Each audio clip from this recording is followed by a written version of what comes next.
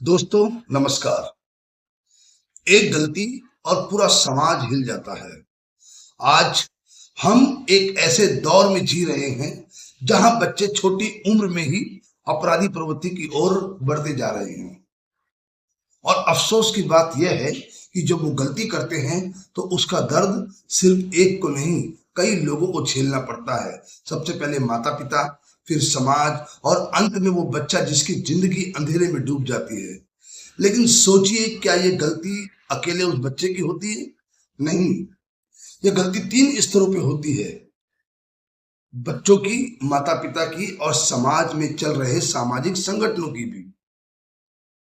बच्चे कभी कभी जिज्ञासावश, दबाव में, कभी आवेश में वो एक गलत कदम बढ़ा देते हैं, लेकिन उन्हें समझ नहीं होता कि एक छोटी सी भूल कितनी बड़ी सजा बन सकती है। और माता पिता, बहुत बार देखा गया है कि माता पिता बच्चों की आजादी को पेशा बना देते हैं। बिना देखे समझे महंगे मोबाइल, दोस्त, रातों को बाहर रहना, मोटरसाइकिल, यानी कि अनावश्यक वस्तुएं लोन पर खरीद कर देना। और जब बच्चा उस सब चीजों को पाकर कई गलत संगत में पड़ जाता है और एक बड़ी गलती उससे हो जाती है तो फिर सिर पकड़कर रोना। और समाज, हमारी बस्तियों, मोहल्लों और गलियों में जब कोई गलत माहौल पनपता है तो हम चुप रह जाते हैं। कोई बच्चा भटक रहा हो, कोई परिवार संकट में हो, तो हम नजर फेर लेते हैं।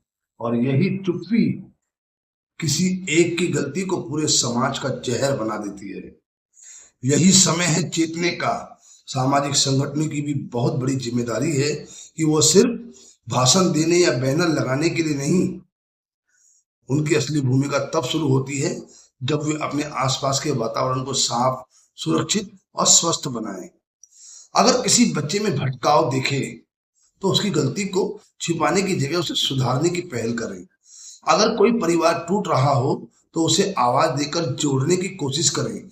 और अगर कोई गलत तत्व समाज में माहौल बिगाड़ रहा हो तो एकजुट होकर उसका विरोध करें।